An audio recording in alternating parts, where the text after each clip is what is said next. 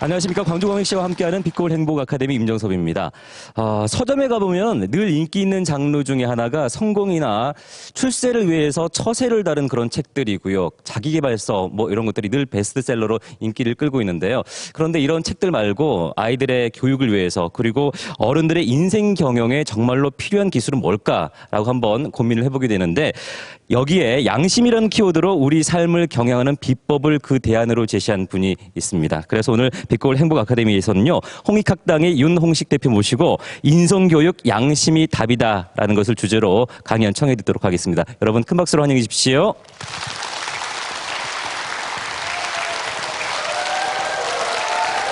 어서 오십시오. 네, 반갑습니다. 네, 환호성이 대단하신데요. 네. 요즘, 뭐, 출판사도 경영하시고, 여기저기 강연도 하시고, 무척 바쁜 하루하루 보내시지 않을까 싶습니다. 날도 더운데. 예, 하필 더운 여름에 강의가 많이 들어오고 해서 아주 이열치열로 보내고 있습니다만, 이 사회의 힘든 문제를 또 양심에서 답을 찾으시려는 분이 많이 계셔서 네. 또 기쁜 마음입니다. 그렇죠. 그런데 타고나야 되는 것인지, 과연 교육으로 해서 어떻게 양심이 길러질 수 있는 것이 상당히 궁금한데요. 그래서 오늘 주제가 인성교육이 양심이 답이다잖아요. 예. 어떤 내용으로 강의를 해 주실 것인지 미리 조금만 좀 정리를 좀 해 주신다면요. 예, 미리 조금만 말씀드리면, 인성교육이라는 것은 결국 인간의 본성에 대한 어떤 탐구에 기반해야 되고요. 그런 학문이 인문학입니다. 그런데 제가 이제 전 세계에 동서양의 인문학을 연구해 보니까 결론이 인간은 양심대로 살아야 된다.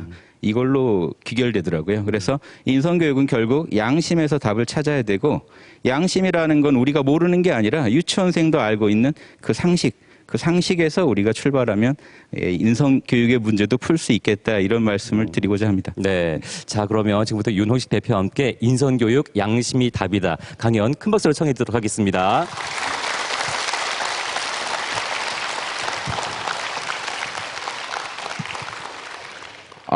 이 더운 날씨에도 이렇게 많이 와주셔서 감사합니다.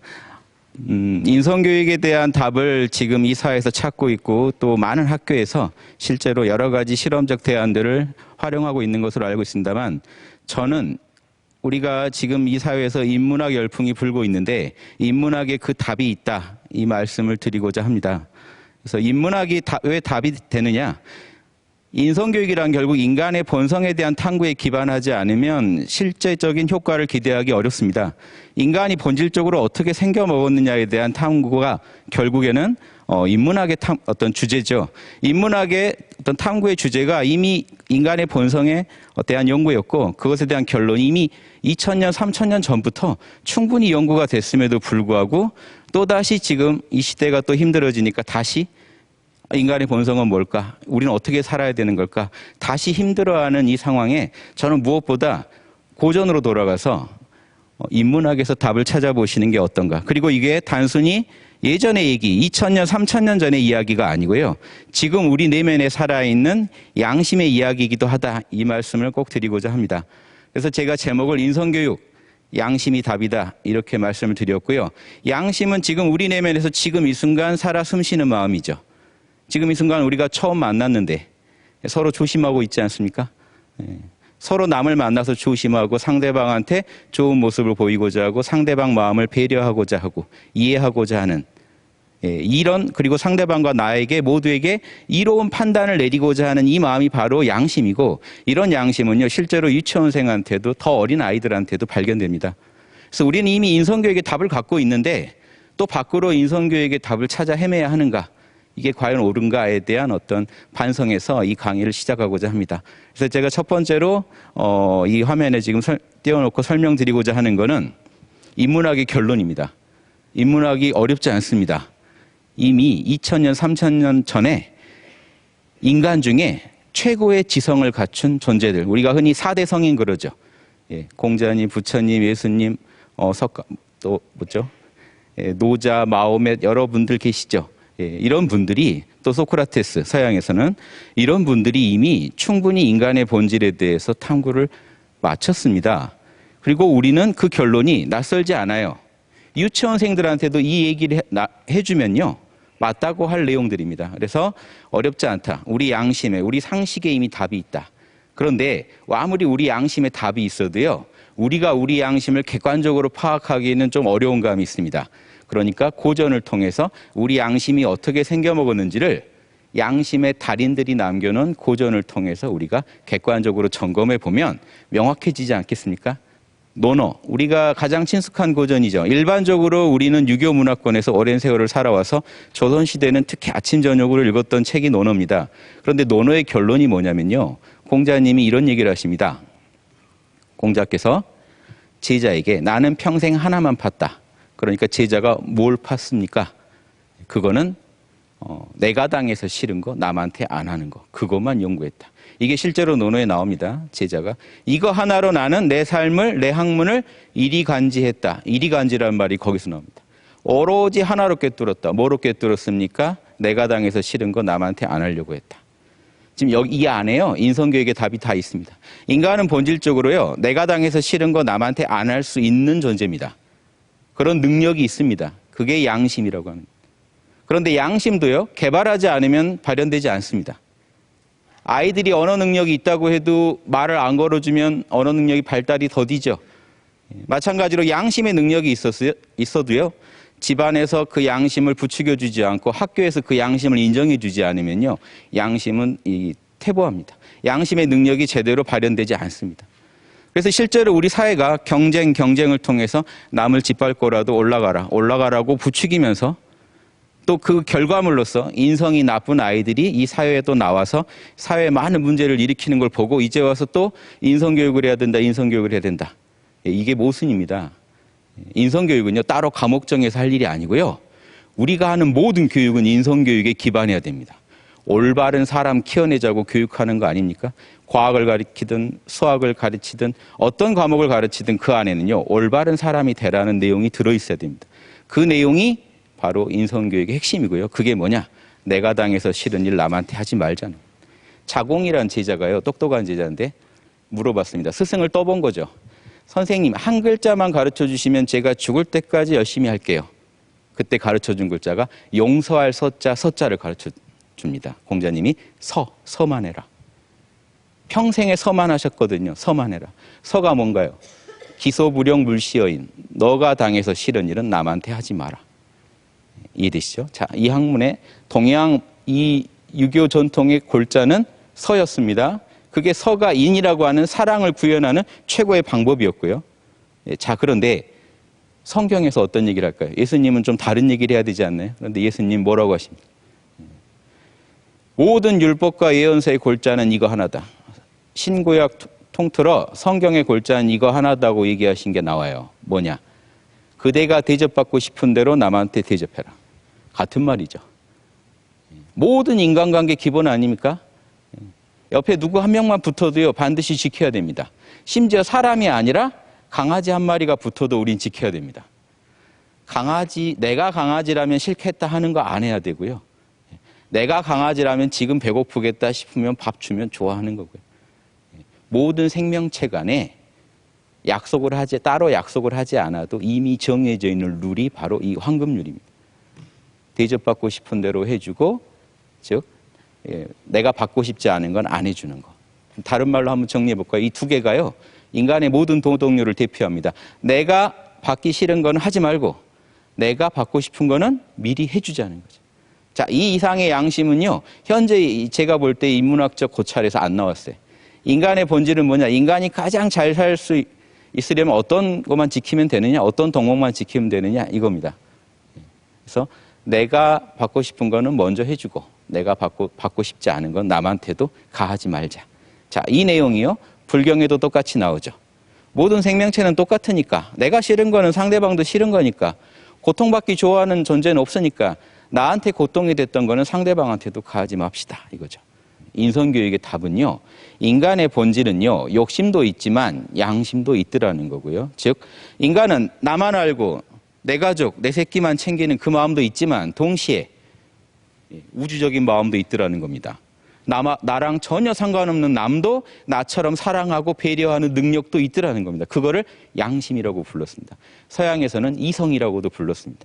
그런 훌륭한 판단, 옳고 그름을 공정하게 판단할 수 있는 그 능력을 이성이라고 불렀고, 동양에서는 그런 도덕적인 마음까지 합하여서 그런 이성적인 마음과 도덕적인 실천적인 마음을 합해서 양심이라고 불렀습니다. 그러게 판단하고 그러게 살아가는 그 마음이 있더라. 그래서요, 우린 욕심이 있기 때문에요, 나한테 조금이라도 손해가 오는 일이 발생하면요, 온몸이 떨립니다. 누군가가 나한테 손해를 주려고 한다고 느껴지면 여러분 온몸이 떨리고 귀신같이 알아냅니다. 내가 혹시 손해보지 않나. 마찬가지로요, 다른 사람이, 나랑 전혀 상관없는 사람이 나로 인해 손해본다고 생각해도 뭔가 몸이 떨립니다. 이해되시죠? 이미 판단하고 계세요. 이미 내가 당해서 싫은 일을 남한테 할 때 그게 옳지 않다는 걸 알고 계세요. 그런데 해요. 왜 하죠? 욕심이 승리하면 합니다. 그것만 눈 딱 감으면 우리 가족이, 내가 행복하게 살 수 있다. 자, 나 살자고 남을 짓밟는 선택을 합니다. 뭐 때문에요? 욕심이 양심을 이겼기 때문에. 자, 인간의 실존은요, 욕심과 양심의 다툼입니다. 그런데 인문학은요, 다른 얘기를 합니다. 단순히 둘이 싸워서 누가 이길 거냐 얘기하는 게 아니라, 특히 동양의 고전들은요, 욕망을 버릴 게 아니라 욕심도 인간의 실존이잖아요. 자연이 준 선물입니다, 욕심도. 여러분이 욕심 만드신 적 없잖아요. 여러분도 이 욕심의 희생자죠. 욕심 때문에 힘들어하고 계시다는 겁니다. 그런데 그 욕심하고 싸울 일이 아니라는 거예요. 욕심도 자연이 준 거고 양심도 자연이 준 거예요. 어떻게 살 거냐? 고전은요, 현명한 답을 제시합니다. 욕심을 양심으로 관리하라는 거예요.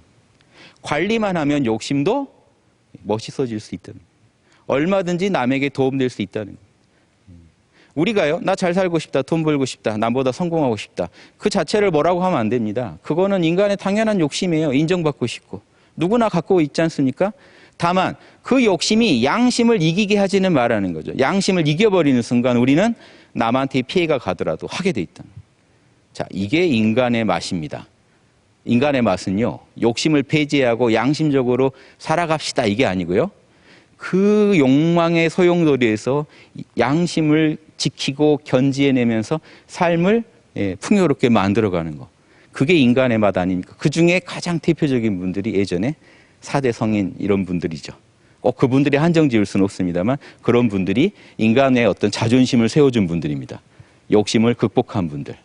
버린 게 아니라 양심으로 경영한 분들. 자, 그런 분들의 가르침의 핵심을 제가 미리 소개해드리는 게, 인성교육의 답은 뭘까요? 인간의 본성을 어떻게 생겨먹었을까요? 그걸 지금 우리가 새로 연구할 게 아닙니다, 여러분. 2000년, 3000년 전부터, 훨씬 그 전부터 이루어졌지만 우리가 문헌으로 찾아볼 수 있는 것만 해도요, 많아요. 즉 인문학적 탐구의 결과물이 이미 논문이 많이 나왔다는 겁니다. 이런 논문들은 참고를 하지 않아요. 과학은요, 위대한 과학자가 남겨놓은 논문을 보고 또 보고 검증해보고 실험해보고 합니다. 그런데 신기하게 철학적 위대한 논문들에 대해서는요, 그냥 믿어버리거나 무시해요. 옛날 거라고 무시하거나 아니면 맹신을 합니다. 실험을 안 해요. 이해되시죠? 이게 뭔가 문제가 있다. 인간의 이런 고차원적인 심리법칙에 대한 연구 성과가 이미 있는데도 활용되지 못하는 이 현실이 제가 안타깝다는 거고, 인성교육의 답을 멀리서 찾지 마시고 여러분의 상식에서 찾으시라. 조금 더 살펴볼까요? 맹자가 무슨 말 했는지. 자, 사람이 지금 인간의 본성을 지금 닦아서 올바른 사람이 되자 하는 건데, 저도 이제 그 10개월 된 꼬맹이가 있어서 이 비유가 예전보다 훨씬 와닿습니다. 꼬맹이 하나가 내 아이가 아니더라도 기어가다 우물로 기어가고 있다는 겁니다. 그래서 빠지려고 해요. 여러분 놀라시겠죠? 당연히 놀라시겠죠. 저게 내 새끼가 아니네, 이게 아니죠. 그냥 놀래겠죠. 자, 놀래가지고 측은해하는 마음, 깜짝 놀래서 마치 나인 양, 내 가족인 양 느낍니다. 그런데 그게 부모랑 친해지고 싶어서입니까? 이 애들은요, 다 뭔가 여러분한테 이득이 생겨서일까요? 라고 묻는 겁니다. 어딘가에서 CCTV라도 날 찍고 있겠지 하고 뭔가 착한 일 할 수도 있죠. 자, 요건 욕심이죠. 이것만 갈라보실 수 있으면 됩니다. 내가 지금 욕심으로 움직이는지 양심으로 움직이는지. 우린 둘 다 있단 말이에요. 맹자는 이 얘기를 한 겁니다. 맹자의 성선설을 많은 분들이 인간의 본성이 선하다고, 내가 보니까 순 사기꾼들밖에 없던데, 이게 아니고요. 현실은 사기꾼들밖에 없더라도요, 그 사람 내면에는요, 분명히 저런 마음이 있다는 거예요. 선한 어떤 싹이 있다는 얘기를 하는 겁니다, 성선설은. 그래서 맹자는요, 우리 안에 양심이 있다. 인위의 이제 싹이 분명히 있다. 그 예를 들어주는 게요.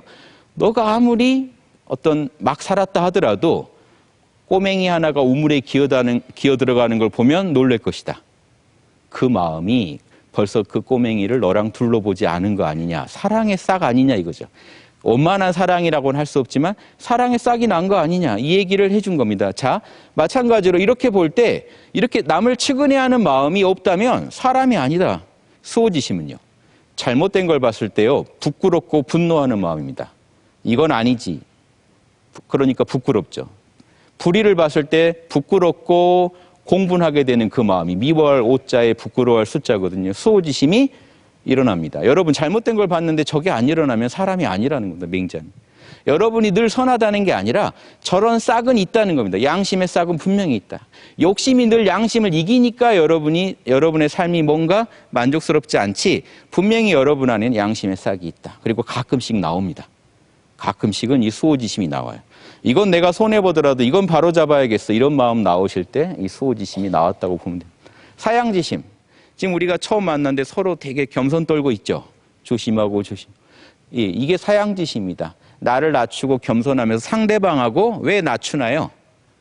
뭔가 이렇게 아부에서 뭘 뜯어내려고 하면 욕심이고요. 나를 낮춤으로써 상대방하고 조화를 이루고 싶어서 그래요. 같이 잘 지내고 싶어서. 뭐 돈이 되는 게 아니라 같이 좋은 관계를 맺고 싶어서 남에게 사양하는 마음. 이게 양심의 발로입니다. 시비지심. 여러분 옳고 그르고를요 따지는 마음이 여러분 본래 타고났습니다. 그거 배우신 적 있나요? 지금 10개월 된 우리 아이도 옳고 그름이 있어요. 자기대로. 아름답고 추함이 있어요. 아무리 이게 좋지 해도요 아니면 아닙니다. 그건 아니야 하면 아니에요. 18개월만 되면요 저게 확연히 드러나요. 그전에도 드러나는데 측은지심. 부모가 공경에 처해 있으면 이유 없이 와서 공감해주고 같이 뭔가 도와주고 갑니다. 대가 안 바라고. 양손에 물건 두고 서 있으면요 와서 문 열어주고 갑니다. 이런 측은지심이 확실하게 있다는 게 실험 결과 나타납니다. 수호지심. 아이들 사이에서요 누군가 한 친구가 다른 친구 괴롭히죠. 아이들이요 괴롭히는 친구한테 대해서 강한 분노를 품습니다.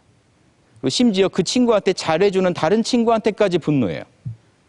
그러니까 어린아이들이 이런 파워레인저 좋아하는 거예요.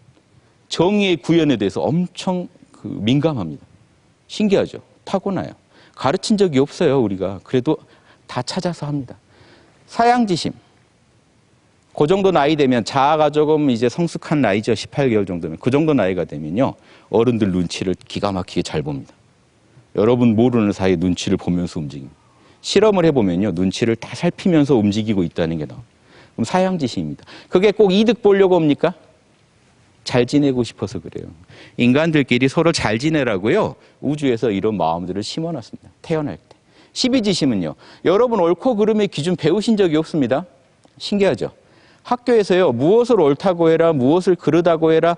구체적으로 배우지 않아도요. 사람들은 다 맞아 아니야 라고 판단하면서 살고 있습니다. 근데 신기한 거는 그 기준도 똑같아요. 그러니까 우리가 지금 이런 대화를 나눌 수 있습니다.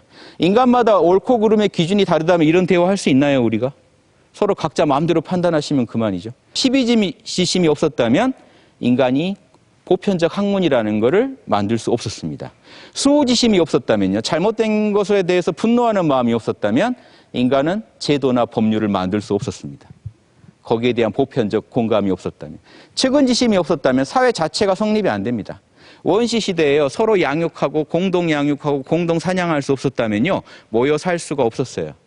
측은지심이 없었다면 우리는 모여 살지 않았을 겁니다. 자, 사양지심이 없었다면 모든 문화마다 있는 그런 매너나 에티켓이 없었을 겁니다. 신기하죠?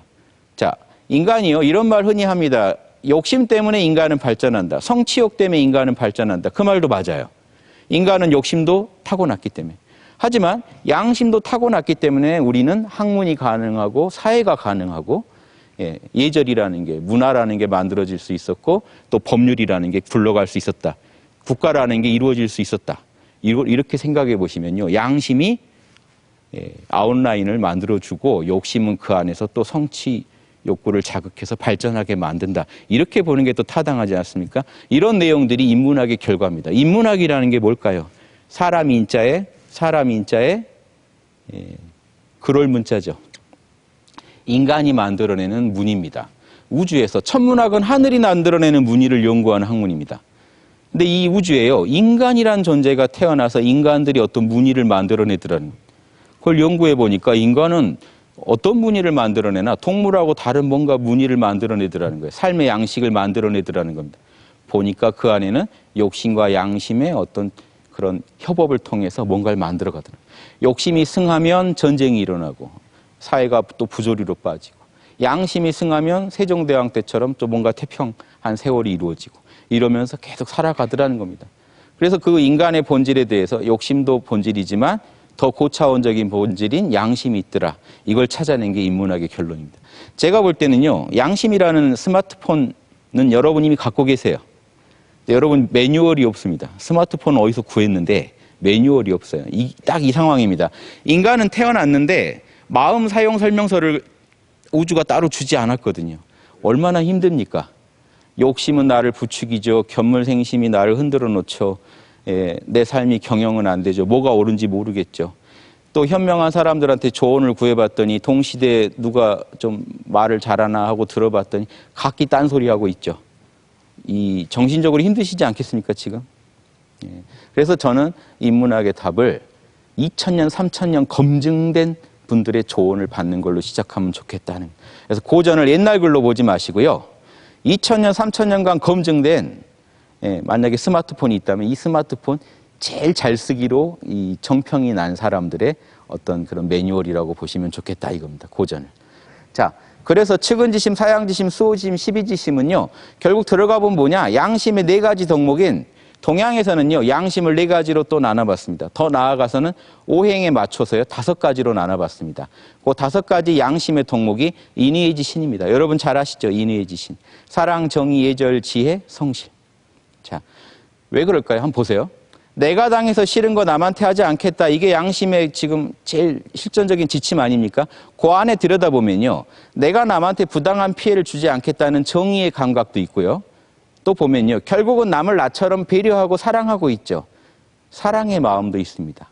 정의의 마음도 있고 사랑의 마음도 있습니다. 그리고 배려할 때 겸손하게 해야지 무례하게 하면 되겠습니까? 조화를 이루면서 겸손하게 처신해야 되니까 예절의 그 마음도 있고요. 또 하나, 판단이 정확해야죠. 정확히 지금 이게 남이 원하는 건지 원치 않는 건지 판단이 자명하지 않으면 여러분의 행위가 다 잘못됩니다. 따라서 올바른 판단, 지혜의 요소도 있는 겁니다. 지혜의 마음도 있어야만 양심이 제대로 굴러갑니다. 즉, 내가 당해서 싫은 거 남한테 하지 않기 위해서는요, 사랑, 정의, 예절, 지혜의 덕목들이 하나하나 점검돼야 된다는 겁니다. 한 항목이라도 하자가 생기면요, 전체가 틀어집니다. 사랑의 마음에서 정의의 마음까지 다 갖췄는데 무례하게 표현하면 상대방이 듣겠습니까? 다 좋은 말인데 욕을 하면서 조언을 해주면 듣겠습니까? 너나 잘하세요라고 하겠죠. 내용이 좋아도요, 그릇도 좋아야 됩니다. 그래서 자, 사랑, 정의, 예절, 지혜, 즉 판단도 정확해야죠. 예절도 맞아야죠. 그 사람을 진심으로 이해하고 있어야죠. 동시에 상대방한테 피해를 주지 않는 선에서 일을 처리해야 우리가 양심을 제대로 구현했다고 말할 수 있죠. 그래서 측은지심, 사양지심, 수호지심, 십이지심은 인의예지의 싹이다. 인간 안에 있는 양심의 덕목들의 어떤 발현이다. 이렇게 얘기하면서요. 자, 이 부분 중요합니다. 사람이 팔다리, 사지 가지고 있는 것, 이게 인간이 이 4가지 양심의 마음, 사단이라고 하죠. 4가지 싹이라고 해서 한문으로 싹 단자입니다. 4가지 양심의 싹을 갖고 있는 거랑 같기 때문에 우리가 아이 태어나면 팔다리 제대로 있나 확인하는데 아이 키우면서 사단이 제대로 있나 이거 확인해 보시나요? 이 아이가 보세요. 확인 쉽습니다. 옳은 거 옳다고 하는지, 맞는 거 맞다고 하는지, 모르는 거 모른다고 하는지, 아는 거 안다고 하는지 보셔야 돼요. 모르는데 아는 것처럼 둘러치는 친구들이 있을 수 있죠. 십이지심이 지금 부족한 겁니다.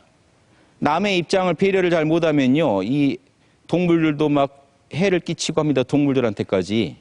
사이코패스를 특징이 동물들을 처음에 죽이고 이러면서 시작합니다. 공감이 잘 안 되는 거예요. 피 흘리고 하는 그 생명체 아픔이 잘 안 느껴져요. 즉, 측은지심 제대로 있는지 파악하는 게요, 사이코패스인지 아닌지 이 판단할 수 있는 아주 중요한 기준입니다. 측은지심 제대로 있나요? 아이가. 수호지심. 부당한 걸 봤는데 뭔가 그거에 대해서 부끄러워하거나 분노하는지 한번 보셔야 돼요. 그런 상황을 자꾸 맞닥뜨리기 위해서 이 친구가 올바른 감각을 갖고 있는지 보셔야 됩니다. 양심의 싹이 제대로 발현되는지 보셔야 돼요. 그리고 싹이 있다면 어떻게 해야 돼요? 잘 배양해 줘야 돼요. 12지심도. 맞는 거는 맞다고, 아닌 건 아니라고, 아는 건 안다고, 모르는 건 모른다고 말하게 해야 되고요. 자극을 줘서요. 상대방 마음을 좀 이해하는지, 이해하게 또 도와줘야 되고요. 잘못된 걸 잘못됐다고 진짜 느끼는지도 한번 잘 배양해 주셔야 되고요. 또 사양지심이 있죠. 남한테 무례하게 행동하는지, 좀 자신을 낮추고 겸손하면서 상대방과 조화를 이루는지, 이런 것도 배양해 주셔야 됩니다. 자, 그게요. 사단이 처음에는 아주 미세한 싹 같지만요. 배양을 잘 해주면, 인성교육이 잘 이루어진다면, 그 타고난 양심을 인성교육을 통해 잘 배양해 준다면, 불이 처음 타오르고 샘이 처음 솟아나는 거랑 같을 것이다. 불씨가 처음에 미미하죠. 바다도요, 올라가 보면 계곡에서는 물 졸졸 흐르는 데서 시작합니다. 자, 처음엔 이렇게 미약한데 배양만 잘해주면 어떻게 된다고요? 바다도 되고 큰 불도 되는 거죠.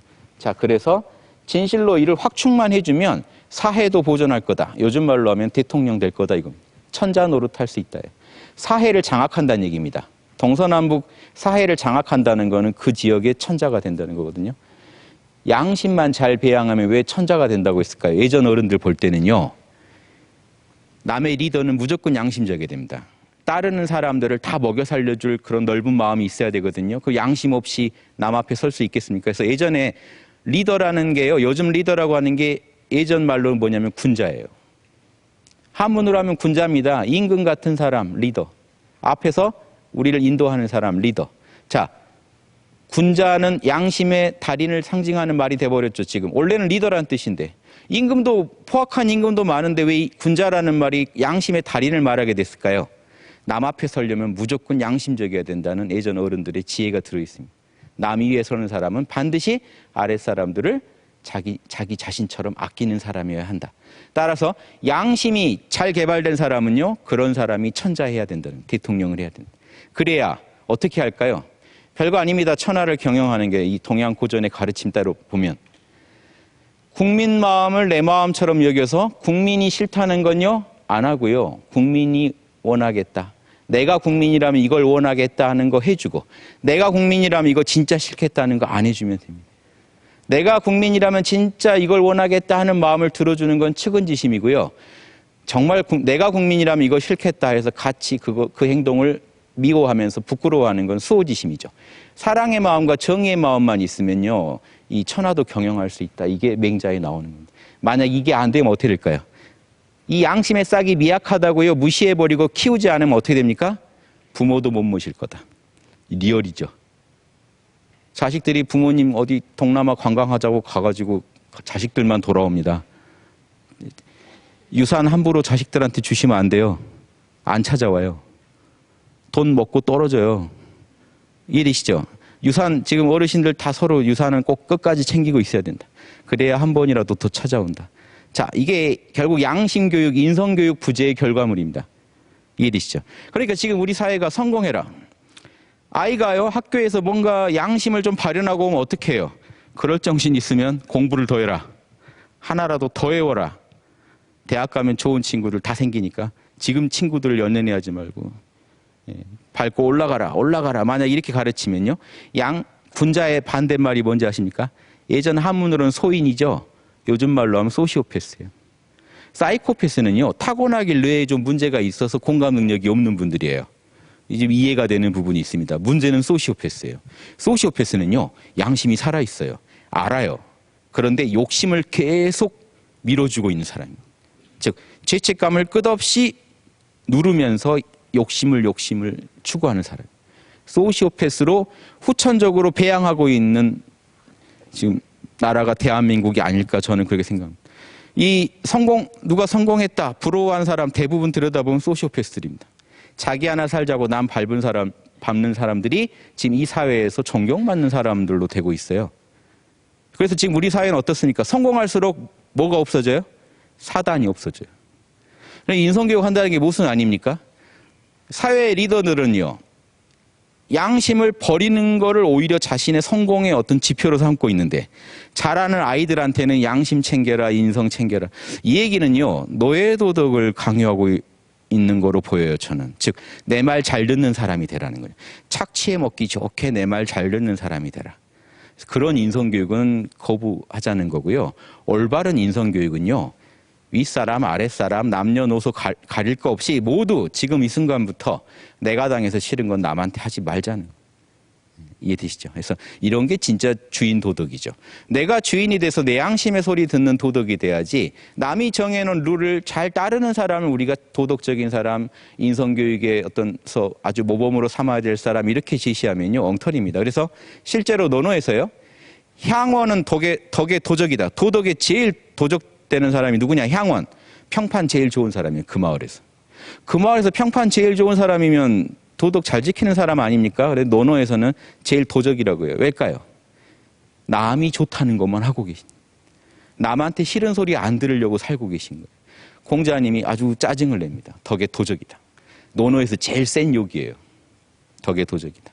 자, 지금 혹시 우리 아이들을요, 인성교육을 핑계로 혹시 말 잘 듣는 순종적인, 무비판적인 아이들을 키우고 계시다면요, 정의에 분노할 줄도 모르고, 남을 사랑할 줄도 모르고, 남하고 조화를 이룰 줄도 모르고, 옳고 그른 판단도 엉망인 그런 아이들을 키우고 계시면서 이걸 인성교육이라고 포장할 수도 있기 때문에 제가 인성교육은 반드시 양심에서 답을 찾아야 되고, 고전에서, 인문학의 가장 정수에서 답을 찾으셔야 된다라고 말씀드리는 겁니다.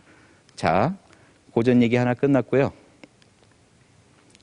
갑자기 어려운 얘기가 나왔는데 별 얘기 아니고요. 우리나라는 국기가 태극기 아닙니까? 태극에 대해서 친숙한데 잘 모르시죠? 이번 기회에 잠깐만 들어두시면요. 예, 양은 발산하죠. 좌측에 지금 이렇게 위로 갈수록 커지고 있는 건 양입니다. 발산해요. 한쪽은요. 내려올수록 커지는 거는 수축하는 힘이 크다는 겁니다. 한쪽은 타오르는 힘이 크고 한쪽은 쪼그라드는 힘이 크니까 우주는 음양으로 굴러가는데 이게 동양 철학의 기본이죠. 동양 철학에서 오행이 어떻게 나왔느냐. 발산하는 쪽도 가만히 보니까 보세요. 발산이 별게 아니고요. 낮이 밤보다 점점 길어지는 게 발산입니다. 낮의 길이가 점점 길어지죠. 그럼 발산인데 낮의 길이가 한참 길어지다가 지금 저기 오행 중에 봄에 해당되고 목기운에 해당되는 쪽에 오면요. 이게 춘분입니다. 춘분. 이 지금 목기운하고 금기운은요, 낮밤 길이가 같을 때고요. 저 위에는 낮이 길고 밑에는요, 밤이 길 때입니다. 동지하지 이렇게 보시면. 예전 어른들이 자연을 관찰해 보니까 하루도 저렇게 돌아가고 보세요. 하루는 어떻게 되죠? 아침 점점 따뜻해지죠. 뜨거워지죠. 낮. 저녁 서늘해지죠. 밤 춥죠. 1년으로 보면요. 봄 따뜻하죠. 여름 뜨겁죠. 가을 아주 춥진 않아요. 딱 좋지. 서늘하고. 겨울 추워요. 얼어붙어요. 이렇게 돌고 돌더라는 걸 관찰했어요. 그래서 여기 멋진 이름을 부여합니다. 생장수장.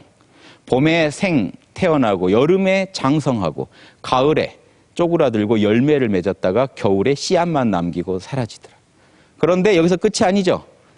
다시 쪼그라들었으면 끝날 것 같은데 다시 또 발산이 치고 나갑니다. 다시 밤이 제일 길어졌을 때 동지를 지나면 다시 며칠 있다가 태양이 다시 길어지기 시작해. 조금씩.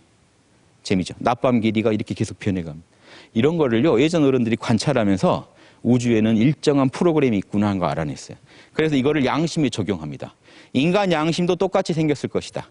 그래서 보세요. 아까 우리 이미 배웠습니다. 사랑, 정의, 예절, 지혜를 여러분 이 항목들에 배당해 보세요. 어떻게 배당하시면 좋겠습니까? 겨울하고 여름을 먼저 비교해 볼까요? 겨울은 어때요? 활동이 없습니다. 씨앗만 있죠. 어떤 움직임도 없는데 뭔 있습니까? 겨울에는? 겨울에 씨앗이 있다는 게 뭔 의미죠? 정보가 있어요. 유전자 정보가. 즉 여름이 되면 뭐가 만들어질지는 이미 겨울에 결정나 있습니다. 즉 겨울에 행동은 없지만 정확한 정보는 있어야 돼요. 그래서 양심의 덕목 중에 지혜를 겨울에 배당한 겁니다. 이해되시죠? 지금 행동은 안 했지만 어떤 게 옳다, 어떤 건 잘못됐다, 이건 분명히 알고 계셔야 된다는 거죠. 자, 그러면 여름이 되면 어떻게 할까요? 여름의 덕목에는 표현이죠. 인의예지 중에 표현에 관련된 건 뭐죠? 밖으로 표현하는 거? 예절이요. 좋은 그릇에 해당되는 건 뭐죠? 양심의 그릇에 해당되는 건 예절이요. 밖으로 멋지게 예절을 표현하는 게 여름의 덕목이면요. 자, 이제 겨울하고 여름은 대비가 잘 되시죠? 자, 이제 봄하고 가을을 한번 대입해 볼까요? 서로 상대되는 걸로 이해하시는 게 이해가 편하거든요. 봄에는요, 천지가요, 낮밤 길이는 충분 같겠지만 따뜻한 쪽이죠. 살리는 쪽이에요. 봄에는 잡초도 잘 자랍니다. 온화해요, 천지가. 그래서 예전에 장춘세계가 와야 된다. 동양인들의 이상사회가 장춘세계입니다. 늘 봄인 사회. 그게요, 사시사철 중에 봄만 계속되자 이런 마음도 있지만 거칠게는 뭔 뜻일까요? 온화한 사회예요. 사회가 서로 살려주는 사회. 전쟁의 기운이 없는 사회. 전쟁의 기운은 가을 기운입니다. 숙살기라고 해서요. 가을 기운은 알곡은 남기고 쭉정이는 쳐버리는 기운입니다. 그래서 그래야 열매를 맺죠. 그러니까 겨울에는 잡초는 다 제거되죠. 자, 쭉정이는 제거되죠. 자, 양심의 덕목 중에 모두를 살리는 마음이 뭐죠? 사랑입니다. 잘못된 건 쳐버리는 마음이 뭐죠? 정입니다. 사랑, 정, 예절, 지혜가 절묘하게 서로 균형을 이루고 있으면서 양심이 뭔지를 말해주고 있습니다. 이 중에 하나만 빠져도 양심이 안 돼요. 사랑에 치우치면 어떻게 돼요? 상대방이 방종하게 됩니다. 정의에 치우치면 어떻게 돼요? 살벌해집니다. 여러분 자녀 교육할 때 무조건 사랑해줘 보세요. 잘못됩니다. 무조건 처벌해 보세요. 잘못됩니다. 어떻게 해야 되나요? 균형이요. 사랑 입장에서도 보고 정의 입장에서도 보고 예절 입장에서도 보고 지혜 입장에서 봐도 다 맞는 그걸 하실 때 가장 균형 잡힌 양심이 구현됩니다. 이 중에 하나 빼면 말이 안 되게 됩니다. 그래서 한마디로 하면 내가 당해서 싫은 거 남한테 하지 말자지만 쪼개서 나눠서 보면 이런 양심의 덕목들이 모두 갖춰져야 된다. 판단도 정확해야 되고 표현도 겸손해야 되고 상대방 입장을 배려해야 되고 상대방에게 부당한 피해를 줘서도 안 된다. 요것들이 모두 맞아 돌아가기가 어렵겠죠. 그래서 이게 양심의 맛입니다. 인간은요, 이걸 구현할 수 있는 능력이 있어요. 실제로 여러분은요, 남 비판할 땐 저걸 총동원합니다. 지, 개념이 없어. 인, 배려가 없어. 예, 무례해. 의, 염치가 없어. 신, 믿을 수가 없어. 자, 이 네 가지로 여러분 남의 양심은요, 칼같이 재요. 잘 재요. 특히 우리 민족 잘 잽니다. 남의 건 잘 재요. 감각은 있어요. 먼저는 절대 안 합니다. 남들이 하면 하겠다죠. 자, 이래가지고는 동방에이지국이니 뭐 군자가 죽지 않은 나라 이런 말이 지금 무색하죠. 자, 먼저 하는 분이 군자입니다. 따지지 않고 저게 옳은 것 같아서 저렇게 사는 게 가장 인간으로서 인간의 본성에 맞는 삶 같아서 후회하지 않는 선택을 하는 삶 같아서 먼저 그냥 그렇게 사시는 게 저는 그런 분이 군자라고 봅니다. 이 시대의 진정한 선비고 군자. 인간 안에는요, 인의예지의 원리가 프로그램 되어 있습니다. 선천적으로. 그래서 누군가 불쌍한 사람을 보면 측은지심이 발동하고요. 잘못된 걸 보면 수호지심, 부끄럽거나 여러분 남이 잘못하는 것만 봐도 민망해 죽겠죠. 드라마 보시다 막 뭔가 이게 잘못이 드러날 것 같으면 못 견디시지 않겠어요? 또 누군가가 죄를 지었는데 처벌 안 받으면 같이 분노하지 않으세요? 과한 분들이 그 막 배우한테 막 욕하고 그러시잖아요. 야, 이 나쁜 뭐야 막 이러면 드라마에 너무 몰입하셔서 몰입은 측은지심이고요. 분노하시는 건 수호지심이에요. 자, 양심의 마음 없으면 여러분 드라마도 못 보세요. 주인공이 영 남 같고 주인공이 그 불의의 어떤 희생자가 돼도 전혀 거기에 대해서 분노가 안 일어난다면 여러분 드라마 보시겠습니까? 자, 이런 양심의 마음이 있으니까 우리가 서로 어울려 살아가고 이 사회가 굴러가는 겁니다. 양심이 욕심을 관리하게만 도와주면 돼요. 욕심하고 싸울 일이 아니고 욕심은 원래 내 거 위해주는 마음이다 이렇게 생각하시고 근데 너무 내가 욕심 소리만 들으면 남한테 분명히 피해가 간다. 남한테 무례한 짓을 하게 되고요. 욕심이 양심을 이기다 보면요. 무례한 짓을 하게 되고 개념 없는 짓을 하게 되고 불의를 저지르게 되고 염치 없는 짓을 하고 상대방한테 배려 없는 짓을 하게 됩니다. 그래서 여러분 뭔가 행동하실 때는요. 저 네 가지만 점검하시면 여러분 크게 잘못되지 않습니다. 남이 여러분 욕하지 못하게 인성 바른 삶으로서의 어떤 선택 을 하고 살아가실 수 있다는 겁니다. 그런데 자 여러분 그러면 여러분 내면에 이미 양심이 갖춰져 있으니까 양심적 판단만 하시면 되는 거 아닙니까? 양심 판단하기 전에요. 여러분 마음이 리셋되지 않으면 마음이 좀 초기화되지 않으면요. 여러분 마음 안에 편견이나 감정적 앙금이나 욕심이 가득하면요. 여러분 상대방한테 이 올바른 판단을 하고 올바른 표현을 할 수가 없습니다. 그래서 여러분 양심적 판단하기 전에는요. 반드시 먼저 마음을 좀 추스리는 연습을 해야 됩니다. 그래서 그거 제가 간단하니까 좀 같이 좀 실습을 한번 제가 해볼게요. 자, 양심적 판단을 내리기 전에 내 마음의 선입견을 좀 씻어내고 감정적 앙금을 씻어내는 그런 간단한 방법이 있습니다. 쉬워요. 제가 동서양 인문 고전 다 뒤져보니까요. 그 고전 쓰신 분들은 다 이런 명상의 달인들이세요. 근데 그 명상법이 어려운 게 아니라 마음을요, 늘 투명하게 만드시는 거예요. 힘든 일 있고 과거에 굳은 일 당했더라도 금방 내려놓고 다시 처연한 마음 상태, 평온한 마음 상태를 잘 유지하시는 거예요.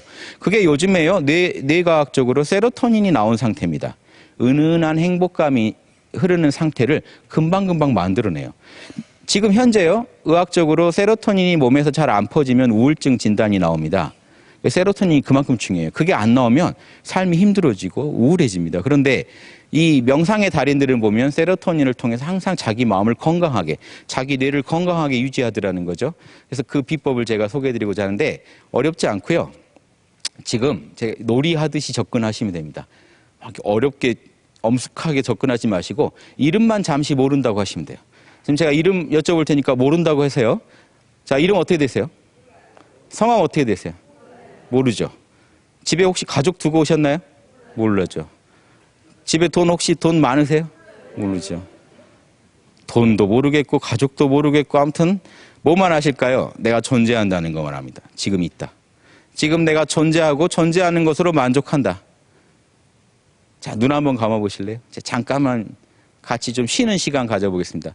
자, 지금 몇 시인지도 모르겠습니다. 어딘지도 모르겠어요. 존재합니다. 존재할 뿐이고요. 걱정이 없습니다. 존재하는 것만으로 만족합니다. 가족 모르겠습니다. 돈 모르겠습니다. 직장 몰라요. 존재할 뿐입니다. 존재하는 것만으로 부족한 게 하나도 없습니다. 잡념이 일어나면 몰라 해버리세요. 몰라. 몰라. 관심 없다. 이런 뜻이죠. 몰라. 그리고 존재하세요. 자, 저를 보시고요. 잘하세요, 지금. 다른 세계 갔다 온 분은 안 계시죠? 잠깐 사이에. 잠깐 사이에도 우리는요, 이렇게 멀리 갔다 오실 수 있는데, 지금요, 주무시지 않고요, 정확하게 정신을 모은 채로 과거는 모르겠고, 미래도 모르겠고, 지금 나도 이름도 모르겠고, 존재하는 상태. 요게요, 예전 어른들은요, 이 문학, 이 고전 남기신 분들은요, 다 이 방법을 쓰셔서 마음 관리를 하신 분들. 그렇게 마음 관리한 상태에서 보세요. 나의 판단이 과연 양심적으로 올바른가라고 따져보면요. 정확한 답이 나옵니다. 그런데 요즘 학술 용어로 메타인지란 말이 나오는데요. 이게 탁월하더라는 거죠. 고전의 저자들은. 즉 양심의 달인들은요. 뭐가 다르냐. 메타인지가 정확히 작동해 주는데요. 메타인지가 뭔지 아시나요? 예, 별게 아니고 여러분이 뭔가 판단하죠. 인지작용을 일으키죠. 이건 맞다, 이건 틀렸다. 내가 안다, 이건 모른다. 지금 제 얘기 들으시면서도 아는 내용이네, 모르는 내용이네, 저거네 하시죠. 판단하는데요. 배후에서 상위에서 판단하는 인지작용이 있어요. 그게 메타인지입니다. 뭘 판단하냐면요. 정확히 안다, 모른다를 판단해줘요. 그러니까 여러분이요. 아무리 내가 안다라고 해도요. 저 내면에서 자명하다는 느낌이, 자명하게 안다는 느낌이 안 드시면요. 뭔가 찜찜하죠. 아는 것 같은데 찜찜한 느낌이 어디서 올까요? 메타인지 차원에서요. 정확히 아는 게 아니다. 대충만 알고 있다. 이거 목에 칼이 들어오면 바로 발뺌할 정보다. 뭔가 이 판단을 해줘요. 메타인지가. 그래서 여러분의 인지작용을 배후에서 인지하는 작용입니다. 그런데 메타인지가 건강하게 개발된 사람은요. 정확히 자기가 아는지 모르는지를 알아요. 근데 문제는 메타인지가 떨어지면 어떻게 될까요? 그 능력이 떨어지면. 아는지 모르는지 모호합니다. 그래서 재밌는 게 상위 0.1% 친구들 TV에서 그때 나오는 걸 봤는데요. 조사해 봤더니 IQ나 가정환경으로는 도저히 상위 0.1%를 구별 못 해내는데 메타인지로 구별해내더라고요. 뭐로 아느냐? 저 아이들은 자기가 아는지 모르는지를 알아요. 어떤 정보를 들을 때 내가 안다 모른다 판단이 정확해요. 머리가 똑똑하지 못한 친구들은 단순히 IQ가 낮아서가 아니라 아는지 모르는지가 모호해요. 정확히 기억하는지 못하는지도 모호하고. 자, 그런데 이 메타인지가 제일 타고났던 분들이 우리가 아는 4대 성인 같은 그 양심의 달인들입니다. 이분들은요, 그 시대에 몇천 년 내려온 편견들이 있죠. 결국 이 메타인지를 가로막는 게 편견입니다, 여러분. 편견 하나가 먼저 들어가 있으면 이 친구가 다 가려버려요. 누구랑 친하죠? 그러면 꼭 아는 것 같아요. 가족 잘 아는 것 같으시죠? 친하니까 안다고 오판을 하게 만들어요. 메타인지가 잘못된, 메타인지가 건강하지 못하게 작용하는 겁니다. 메타인지만 건강하면 여러분은요, 아는지 모르는지 정확히 알아요. 즉 양심 중에 12지심이 정확히 작동하게 됩니다. 아는 건 안다고 하고 모르는 건 모른다고 하게 되는데, 즉 메타인지는 결국 양심하고 연결돼 있어요. 메타인지가 엉망으로 작동하면요, 비양심적이 되는 겁니다. 모르는데 안다고 판단하고 아는데 모른다고 판단하니까. 이해되시죠? 그래서 여러분, 옛날 성인들이 어떻게 그 성인들이 됐는가? 메타인지가 아주 탁월하게 작동한 분들이에요. 그래서 부처님 보세요. 힌두교에서 부처라는 분이 태어났을 때 인도의 힌두교가요, 몇천 년간 어떤 국민들을 세뇌시켰는데 그 편견을 깨버립니다. 신에 의존하지 않고도 인간 스스로 문제를 풀 수 있어 하는 철학을 내놓죠. 또 예수님 같은, 예수라는 분은요, 유대교의 그 몇천 년 내려온 그 편견을 깨고요, 아니야, 하나님은 사랑의 하나님일 거야. 그리고 무자비한 하나님이 아닐 거야. 인류 보편을 사랑하는 하나님이지 어느 특수 민족만 사랑하는 하나님이 아닐 거예요. 제우스 신, 올림푸스에 사는 수많은 신들을 믿고 살던 그리스에서는 소크라테스가 나와서 아니야, 신들이 하는 짓이라고 맨 근친상간에 부녀자 납치 이런 것만 하고 있어요. 그런 신을 그럼 모시고 있는 그 그리스 사람들 그럼 얼마나 그러면 자명하게 살고 있고 얼마나 양심적으로 살았을까요? 문제가 생기잖아요. 신들도 저렇게 살고 있는데 신들한테 인간의 나쁜 거를 다 투영해서 보고 있었어요. 그 편견을 누가 깹니까? 소크라테스가 깨버립니다. 몇천 년 내려온, 공자도 또 몇천 년 내려오던 그 정보 독점을 일반인들한테 다 풉니다. 저 시대 분들의 특징은요, 인간의 길을 제시하면서 똑같은 길을 제시해요.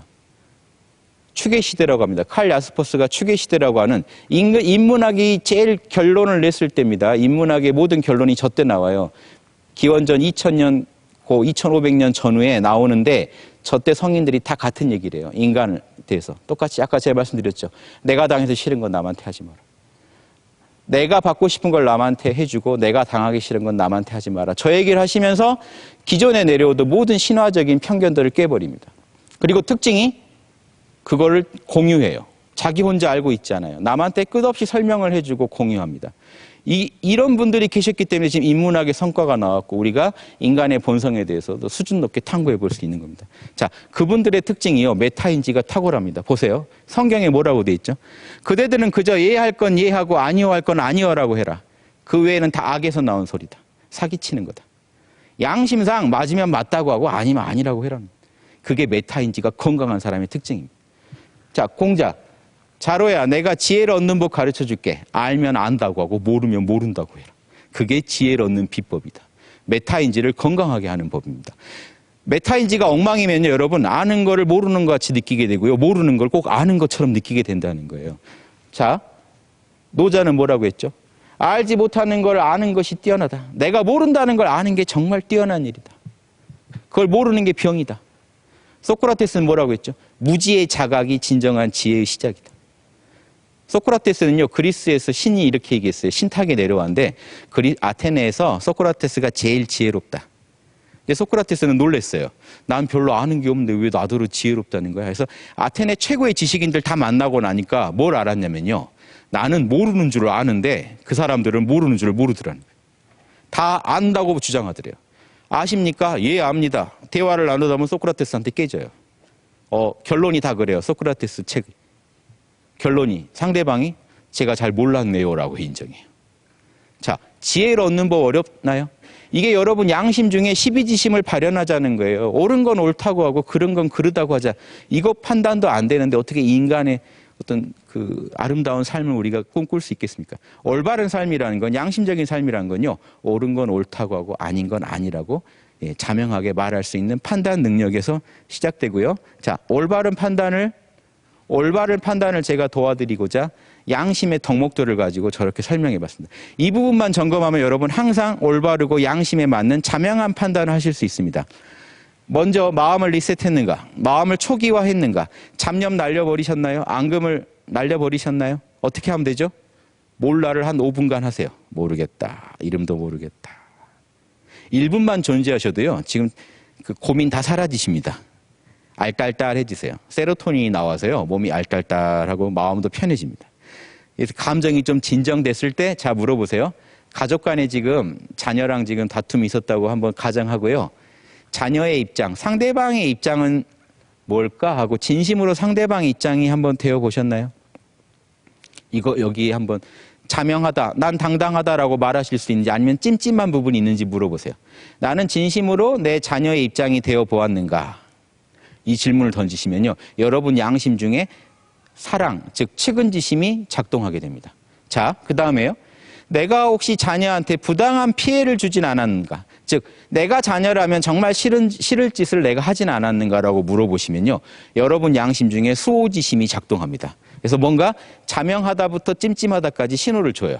양심에서 오는 이 건전한 신호를 정확히 이해하실 때 여러분 메타인지가 건강해지고 양심에 따르는 삶을 살 수가 있습니다. 자, 네 번째. 나의 생각과 언행은 겸손했는가? 상대방한테 무례하진 않았는가? 자녀 사랑하는 마음이 앞서서요. 자녀한테 되게 무례하게 굴진 않았는가? 이거 가능하죠? 예. 이 표현은 과연 정당했는가? 조화로웠는가? 물어보시는 겁니다. 자, 이때 여러분 찜찜한 게 있으면 바로 잡으면 돼요. 저 질문을 던지고요. 자명하면 하시면 되고요. 찜찜하면 보강하시면 돼요. 별게 아닙니다. 사전에 미리 점검해 보자는 거예요. 자, 5번째. 나는 양심의 구현에 최선을 다하는가? 지금 솔직히 나 좋자고 이러는 건가? 나와 자녀가 모두 좋자고 이러는 건가? 하고 진지하게 물어보시면요. 되게 나 좋자고 그러는 거 많습니다. 우리 사랑이라는 게 되게 집착이 돼서요. 내 감정에 못 이겨 사는 게 많아요. 제발 너 가만히 있어. 내가 좀 사랑 좀 하게. 뭔가 내 감정을 표현하기 위해서 상대방한테 피해를 주더라도 밀고 나가려는 마음이 우린 있습니다. 이런 양심 분석을 하면요. 욕심을 절제할 수 있는 힘이 생겨요. 판단이 정확해지면 절제력이 생깁니다. 왜 우린 양심을 못할까요? 판단이 엉망이라서 그래요. 판단이 명확하지 않으니까 힘이 안 나는 겁니다. 그래서 마지막에 여러분 정확한 판단을 하세요. 이상의 모든 점검을 통해서 볼 때 나의 정보와 나의 판단은 과연 자명한가? 메타인지를 정확하게 점검해 보는 겁니다. 나의 판단은 진짜 자명한가? 그리고 내가 가지고 있는 정보들은 근거가 있는 정보인가? 여러분 자녀한테 뭐라고 할 때요? 자녀한테 야 공부는 이렇게 해야 된대. 어디선가 듣고 오신 말씀일 확률이 크죠. 그 정보의 출처는 과연 정확할까요? 그렇게 해서 진짜로 그 어떤 피해 본 사람이 없었을까요? 조사를 우리 다 안 해봅니다. 그냥 막연히 좋을 것 같으면 밀고 나가요. 그런데 그게 메타인지의 오류입니다. 막연히 좋을 것 같다는 판단이 여러분의 편견이었단 말이에요. 메타인지가 건강한 분은요. 정말로 자명한 정보를 근거로 해서 양심 분석을 통해 자명한 판단을 내립니다. 그래서 나와 나 모두에게 이로운 판단을 내려요. 이게 양심적인 삶입니다. 이게 인성을 온전히 구현하는 삶입니다. 인성교육을 밖에서 찾지 마시고 여러분의 양심 감각에서 찾으시고 이 질문만 던지면 올바른 답이 나와요. 유치원생과 초등학교 2학년생을 대상으로 저희가 실제로 실험을 해봤습니다. 특히 초등학교 2학년 대상으로는 40일간 쓰게 해봤더니요. 왕따 당하는 친구 옆에서 밥을 먹는 친구가 나왔어요. 스스로. 그 전에는요. 뇌에서 아무 자극이 없었어요. 선생님 말을 들어야지 뇌에 아무 반응이 없습니다. 선생님 힘들잖아. 아무 반응 없습니다. 저거를 40일간 쓰게 하니까 선생님 힘들잖아 했을 때 써봤거든요. 저거에 대해서 한마디씩 써보게 하는 노트가 있어요. 양심 노트를 쓰게 하면요. 별거 아닙니다. 저 질문에 답을 한번 써보게 하세요. 간단하게라도. 생각을 한번 하죠. 뇌에 회로가 깔립니다. 그래서 나중에 친구 심정이 어떻게 써? 그러면 그 다음 스토리까지 전개가 됩니다. 뇌에서. 한번 자극을 받으면요. 이게 활성화돼요. 원래 있는 능력인데 자극을 안 주면 활성화가 안 됩니다. 저희가 실험해 본 결과 초등학교 2학년인데도 충분히 저걸 쓰더라는 거예요. 어른처럼 쓰더라고요, 실제로. 자기 잘못한 거는 공정하게 비판까지 하더라고요. 저희가 보고 놀랐습니다. 다 있구나, 진짜로 있구나. 고전에서만 그렇게 얘기하는 게 아니라 진짜로 실험해 보니 있구나 하는 저희는 그 결과를 가지고 말씀드립니다. 저 질문을 가지고 자녀랑 끝없이 대화하면서 여러분도 반성하고 자녀분도 반성하게 도와주면요. 여러분이 나서서 먼저 모범을 보이면서 자녀를 끌고 간다면 가정의 평화를 지킬 수 있고 가정에서 배운 이 인성이 그대로 사회에서도 아주 유용한 삶의 덕목으로 쓰일 거라고 확신합니다. 예, 경청해 주셔서 감사합니다. 네, 윤홍식 대표의 명강이었습니다. 다시 한번 큰 박수 부탁드립니다. 예, 이쪽으로 좀 가지 좀 하시고요. 강의 잘 들으셨죠? 예. 그런데 사실 뭐 지금은 조금은 덜하긴 합니다만은 우리 교육받을 때도 유교 문화가 워낙 강해가지고 아이들의 뭐 잘못된 말을 이제 꼬집으려고 하면 어른들한테 혼나던 시절이었잖아요. 그런 거 보면은 그렇게 교육하는 거는 아이들의 양심 교육과 관련해서는 정말 안 좋은 그런 교육 방법이겠군요. 그렇죠. 이 어른들한테는 유구무원이다, 말하지 마라. 이런 것들은 상대방의 양심을 기죽이는 교육들이죠. 그래서 이 유교 문화라고 해도 지금 잘못된 악습들이 많습니다.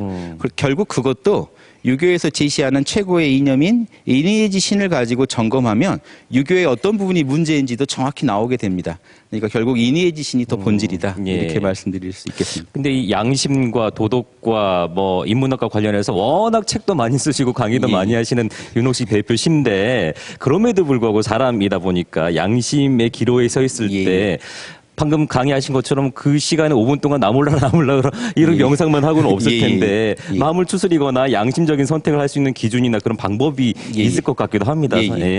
아까 제가 말씀드렸던 이 6가지 항목의 질문들을요. 이걸 조금씩 익혀가시다 보면 점점 빨라집니다. 그래서 이 빠른 판단이 가능해집니다.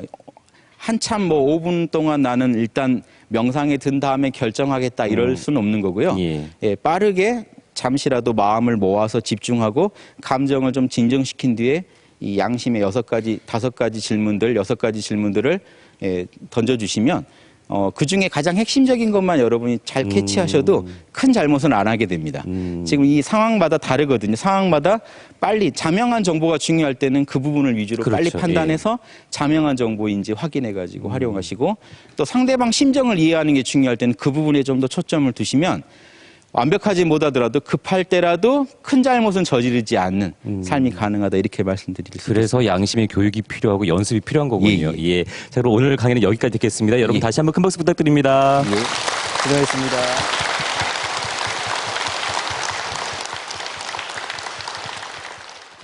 네, 양심은 마음에 존재하는 빛이라고 하는데요. 어른이든 아이든 상관없이 이 마음의 빛을 잘 밝혀야지, 흐트러뜨리지 않아야지 자신이 원하는 최선의 길을 갈 수 있다고 합니다. 그런 의미에서 오늘도 나는 이 양심의 빛을 잘 밝히고 있는지 되돌아보는 하루하루 보내면 어떨까 싶습니다. 오늘 빛거울 행복 아카데미 여기서 모두 마치겠습니다. 고맙습니다.